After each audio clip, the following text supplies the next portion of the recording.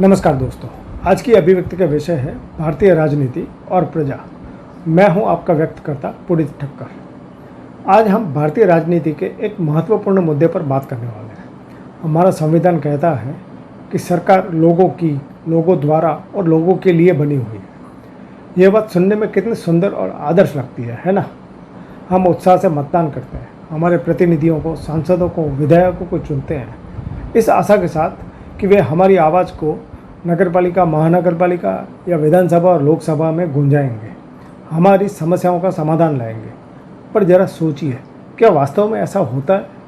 चुनाव खत्म होने के बाद हमारे चुने हुए नेता कभी हमें याद रखते हैं? क्या वो सच में आम नागरिकों की परेशानियों को सुनते हैं?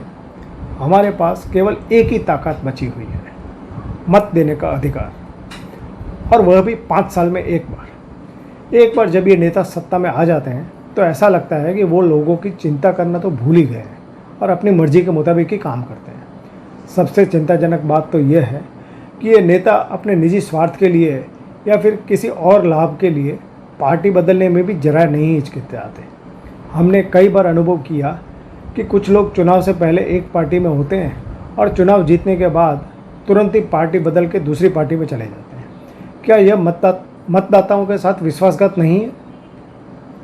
मत मांगने के लिए एक विचारधारा के आधार पर मत मांगे गए थे और फिर सत्ता की लालच में पार्टी बदल ली जाती है। इतना ही नहीं, वो अपनी सीट से भी इस्तीफा देते थे और इसी के कारण फिर से चुनाव होते हैं। और ये उपचुनाव का खर्च कौन उठाता है? आप और मैं। हमारे टैक्स के पैसे से ही ये सब होता है। क्या हमें ये पूछने का भी अधिकार नहीं कि हमारे द्वारा चुने गए नेता इस्तीफा क्यों दे रहे हैं?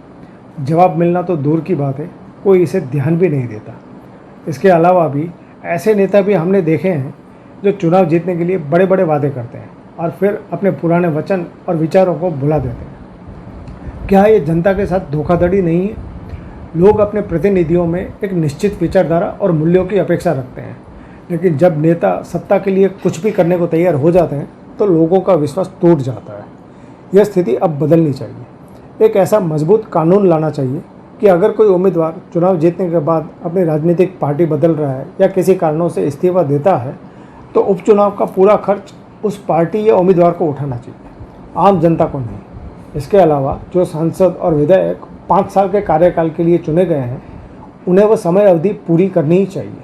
अगर वे इस्तीफा देना चाहते हैं तो उसी जनता से अनुमति लेनी होगी जिस जनता ने उन्हें अपने प्रतिनिधि के रूप में चुना है।